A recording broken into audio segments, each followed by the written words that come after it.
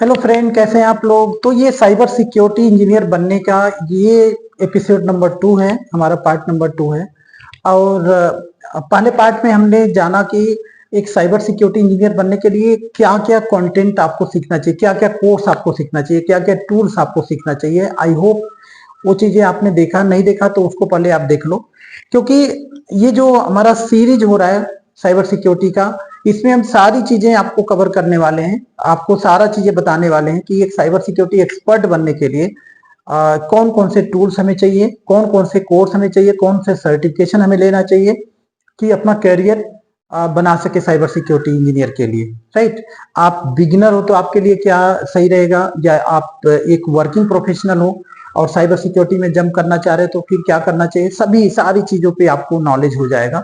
तो आने वाले कुछ एपिसोड अगर आप देखते रहेंगे तो आपको जरूर इसके बारे में सारा नॉलेज हो जाएगा। तो इसी कड़ी में आज ये एपिसोड 2 में आप लोग जानोगे कि काली लिनक्स साइबर सिक्योरिटी इंजीनियर बनने के लिए इसमें सबसे पहला अगर कोई चीजें स्टार्ट आपको करना है तो वो है काली लिनक्स। तो काली लिनक्स क्या है ना। काली लिनक्स हमें काली लिनक्स में क्या क्या सीखना चाहिए, इसके पूरे कंटेंट का ओवरव्यू करने वाले हैं, और ये क्यों हमें इंप्लीमेंट करना है ना, क्यों सीखना है इसको, एक साइबर सिक्योरिटी को क्यों जानना जरूरी है काली लिनक्स के बारे में। इसके बारे में एक एक पॉइंट पे हम लोग बात करने वाले हैं। तो मैं आपको सबसे पहले कंटेंट दिखा देता हूं, और उसके बाद जो साइबर सिक्योरिटी एक्सपर्ट है हमारे सर्वेश सर, उनको बुलाऊंगा और वो आपको पूरा ब्रीफ करेंगे इसके बारे में कि इसमें क्या क्या कंटेंट। यहाँ देखो, ये cyber security diploma in cyber security की हम कड़ी में जा रहे हैं, आगे बढ़ रहे हैं। ठीक है। जिसमें सारे पैटर्न है। इसमें पहला जो है ये टूल जिसको हम काली लिनक्स बोल रहे हैं। काली लिनक्स में आप देखो, मैं तो आप बस आपको सिलेबस दिखा सकता हूँ यहाँ पे काली लिनक्स में क्या क्या है, बाकी इसका एक्सप्लेनेशन अभी सर्वेश सर आपको करने वाले हैं। तो देखो, यहाँ पे इंस्टॉल करने से लेके और प्रैक्टिस करने के लिए वर्चुअल बॉक्स या VMware वर्क स्टेशन कोई भी आप यूज करो, वर्चुअलाइजेशन का यूज करना है। कुछ लोग क्या करते हैं, डायरेक्ट अपने लैपटॉप या डेस्कटॉप में इंस्टॉल कर लेते हैं, तो मैं सजेस्ट करता हूँ कि आप ना इंस्टॉल करो, क्योंकि अगर आप वर्चुअलाइजेशन में यूज करोगे, आप रैम को बढ़ा के रखो अपने लैपटॉप या डेस्कटॉप में, तो ताकि आप कई सारे मशीन बना के अलग अलग टेस्टिंग कर पाओगे। ठीक है। तो यहाँ पे वो चीजें वर्चुअलाइजेशन के बारे में आपको रहेगा। फिर बाकी सारा ये देख लो, ये कंटेंट है। इस कंटेंट को मैं अपने टेलीग्राम चैनल पे ये वीडियो जब आपको मिलेगा तो टेलीग्राम चैनल पे भी ये रहेगा। ठीक है। तो आप टेलीग्राम चैनल से डाउनलोड कर सकते हैं। टेलीग्राम चैनल आप ज्वाइन कर लीजिए, हमारा ICMT अकेडमी टेलीग्राम चैनल है, और उसका लिंक भी इस वीडियो की डिस्क्रिप्शन में आपको मिल जाएगा। आप उसे ज्वाइन करके रखो, क्योंकि ऐसे चीजें हम शेयर करते रहते हैं। ये देखिए, ये पूरा हमारा कंटेंट यहाँ पे काली लिनक्स का, और इसके बारे में आपको सर्वेश सर अब आपको बताएंगे एक एक चीजें। हेलो एवरीवन, आज हम बात करने वाले हैं लाइनेक्स के बारे में। लाइनेक्स क्या है, बेसिक इंट्रोडक्शन देखेंगे। फिर हम इसको कैसे अपने वर्चुअल मशीन में इंस्टॉल कर सकते हैं। आप डायरेक्ट इसको अपने सिस्टम में क्यों नहीं इंस्टॉल कर सकते हैं, हम वर्चुअल मशीन को ही क्यों प्रेफर करते हैं। उसके बाद हम देखेंगे कि आप कैसे नए यूजर को क्रिएट कर सकते हैं, उसको डिलीट कर सकते हैं। और उसके बाद हम देखेंगे कि बेसिक कमांड, इसको मैंने 5 भागों में डिवाइड किया हुआ है, जिसमें आप बेसिक से लेकर एडवांस तक सीखेंगे। और लास्ट हम देखेंगे कि इसका जो फाइल सिस्टम है उसको कैसे आप मैनेज कर सकते हैं, फाइल सिस्टम कैसे होते हैं, आप कैसे उसको एक्सेस कर सकते हैं। तो हम सबसे पहले बात करते हैं लिनक्स इंट्रोडक्शन की।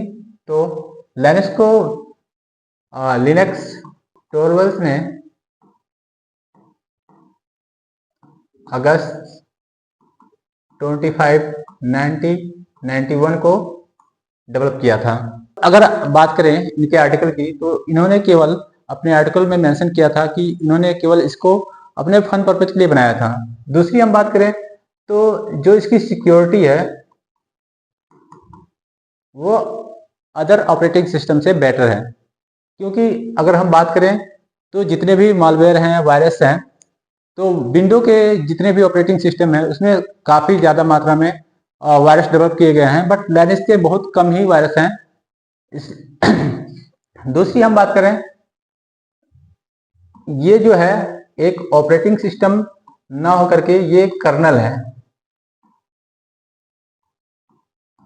बहुत सारे लोगों को कंफ्यूजन होता है कि कर्नल क्या होता है, ऑपरेटिंग सिस्टम क्या होता है, या बहुत सारे लोगों को कंफ्यूजन होता है कि लिनक्स कर्नल है या ऑपरेटिंग सिस्टम है। तो मैं बेसिक बता दूं कि जो लाइनेक्स है वो कर्नल है, ना कि ऑपरेटिंग सिस्टम।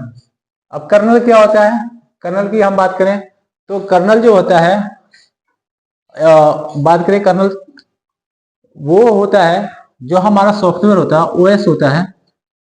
और बात, जो कर्नल होता है वो एप्लीकेशन और हार्डवेयर के बीच का पार्ट होता है। और ये क्या करता है, हार्डवेयर को सॉफ्टवेयर से जोड़ने का कार्य करता है। ये इसको हम कर्नल बोलते हैं। तो जो जो भी ऐसे ऑपरेटिंग सिस्टम है उन्हें हम कर्नल बोलते हैं, जो क्या करते हैं, हार्डवेयर को सॉफ्टवेयर से जोड़ने का काम करते हैं। उसके बाद देखेंगे कि हम कैसे लाइनक्स को अपने वर्चुअल मशीन में इंस्टॉल कर सकते हैं। आपको वर्चुअल मशीन अवेलेबल करा दिया जाएगा, उसके लाइसेंस की को भी अवेलेबल करा दिया जाएगा, और जितने भी स्टेप्स होते हैं आप कैसे उसको क्रिएट कर सकते हैं, सारे स्टेप्स आपको बताए जाएंगे। फिर हम बात करें कि आप कैसे नए यूजर को क्रिएट कर सकते हैं, उसको डिलीट कर सकते हैं।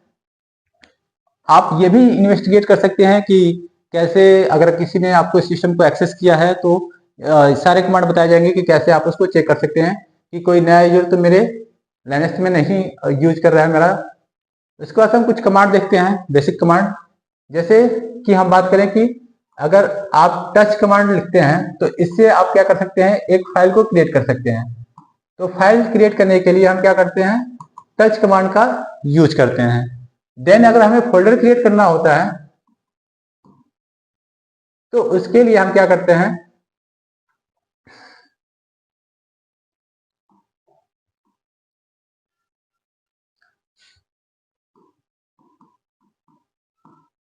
अगर हमें फोल्डर क्रिएट करना होता है तो उसके लिए हम mkdir कमांड का यूज करते हैं, जिससे आप एक फोल्डर क्रिएट कर सकते हैं। अगर अगर अगर आपको फोल्डर को रिमूव करना है तो उसके लिए हम आर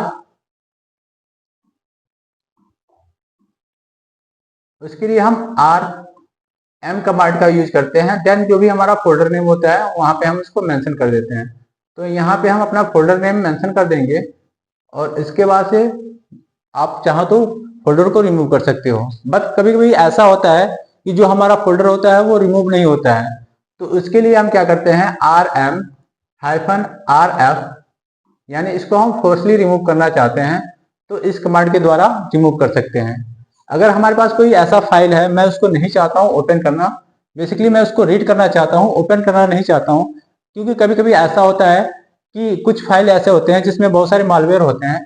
तो जैसे ही हम उसको ओपन करते हैं तो वो क्या होता है, एक्सक्यूट हो जाते हैं। लेकिन मैं चाहता हूँ कि बिना उसको ओपन किए पढ़ना चाहता हूँ, तो उसके लिए आप क्या करते हैं, कैट कमांड का यूज करते हैं, जो हमें फाइल में जो भी कंटेंट होते हैं उसको आप क्या कर सकते हैं, रीड कर सकते हैं। उसके बाद हम बात करते हैं, एक मिनट, अब से एक मिनट, थोड़ा सा दो तीन कमांड है, अरे याद था यार। उसके बाद से हम बात करते हैं कोर कमांड की। ये क्या करता है कि कभी कभी हम क्या करते हैं, अपने सिस्टम की आईपी को चेंज करना चाहते हैं। मैं जब भी चाहता हूं कि अगर मैं जब भी अपने सिस्टम को ओपन करना चाहता हूं वो ऑटोमेटिक अपडेट हो जाए या उसकी आईपी जो है वो चेंज हो जाए, तो उसके लिए हम क्या करते हैं, कॉर्न कमांड का यूज करते हैं। ये क्या करता है, हमें एक शेड्यूल प्रोवाइड कराता है, जिसके द्वारा हम क्या कर सकते हैं, ऑटोमेटिक अपने सिस्टम में जो भी कमांड रन कराना चाहते हैं रन करा सकते हैं। देन दूसरे कमांड की बात करें तो होता है लोकेट।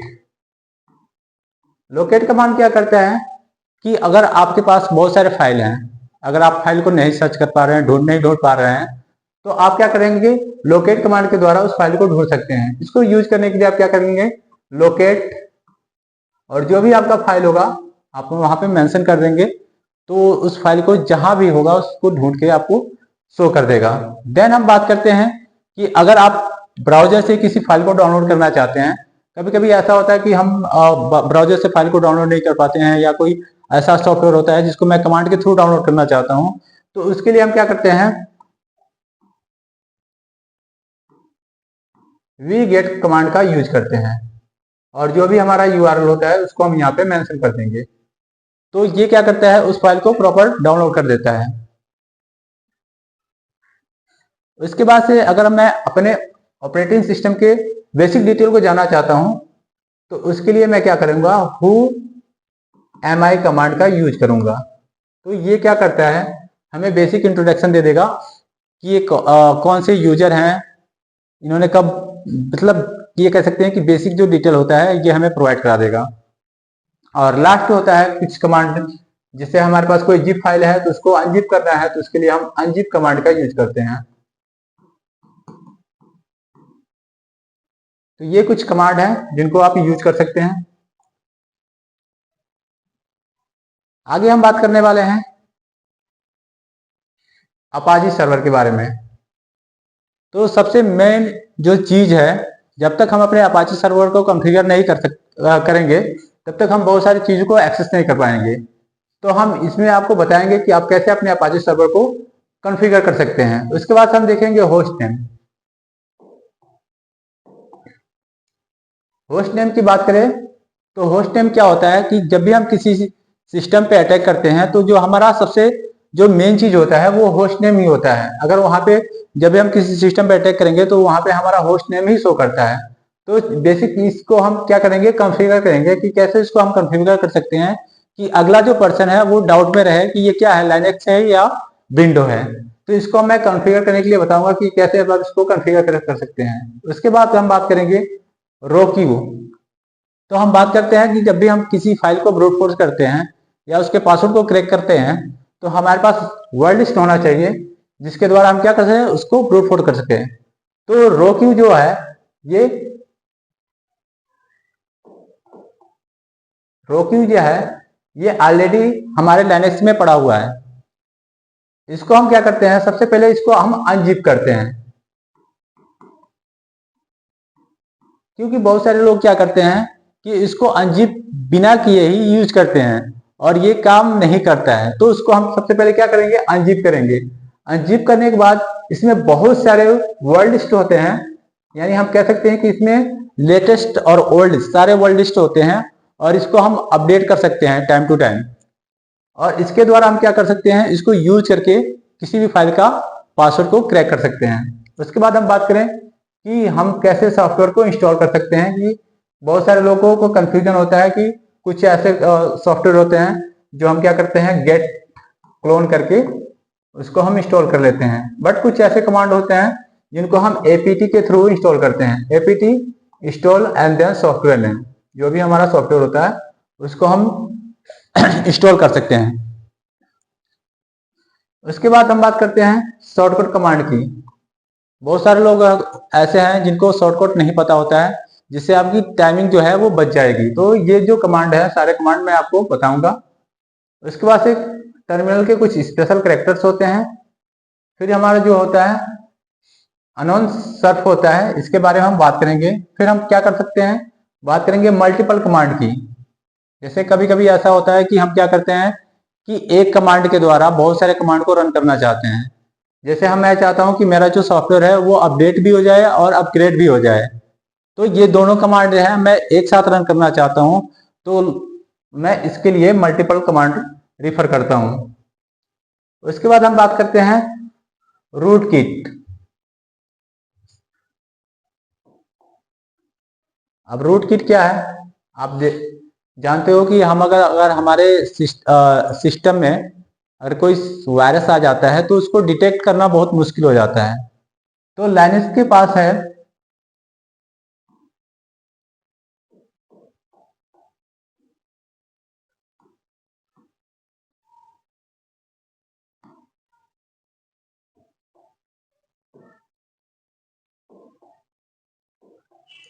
लाइनक्स के पास है आरके रूट किट। ये क्या करता है, अगर आपके सिस्टम में कोई भी ऐसा वायरस है तो हम जब इस कमांड को रन करेंगे तो वो उसको डिटेक्ट करेगा और ये बताएगा कि ये फाइल कहाँ पे है और आप उसको रिमूव कर सकते हैं। तो इसके लिए हमारे पास दो चीजें हैं जिनको आप डिटेक्ट कर सकते हैं और रिमूव कर सकते हैं। उसके बाद से हम बात करेंगे सोर्स लिस्ट। सोर्स लिस्ट क्या है, इसको कैसे हम अपडेट कर सकते हैं, इसका पूरा इंट्रोडक्शन देखेंगे। अगर हमारे किसी एप्लीकेशन में अगर कोई एरर आता है, अगर किसी एप्लीकेशन को आप इंस्टॉल करते हैं या अपडेट करते हैं, तो आप कैसे उसको उसके एरर को कैसे आप रिजॉल्व कर सकते हैं, ये सारी चीजें हम देखेंगे। फिर हम देखेंगे कि आप कैचेस फाइल को कैसे रिमूव कर सकते हैं, क्योंकि हमारे सिस्टम में बहुत सारे कैचेस फाइल आ जाते हैं, हमें पता नहीं होता है कि सारा कैचेस फाइल कहाँ स्टोर होता है। तो ये सारे जितने भी कमांड हैं हम उसको देखेंगे, और हम फिर देखेंगे कि क्या होता है, डेप्थ क्या होता है, और आरपीएम क्या पैकेज होता है। अगर हमारे पास कोई आरपीएम पैकेज है तो हम उसको कैसे लिनक्स में इंस्टॉल कर सकते हैं, उसको कैसे चेंज कर सकते हैं, ये सारी चीजें हम देखेंगे। फिर हम क्या देखेंगे, शेड्यूलिंग देखेंगे कि आप कैसे अपना शेड्यूल सेट कर सकते हैं कि जब भी आप अपने सिस्टम को ओपन करें तो उसका आईपी चेंज हो जाए, मैक एड्रेस चेंज हो जाए, या अदर चीजें जो हैं चेंज हो जाए। और लास्ट में हम देखेंगे कि कैसे आप किसी पैकेज को इंस्टॉल कर सकते हैं, डाउनलोड कर सकते हैं लिनक्स में। तो ये था आज का वीडियो।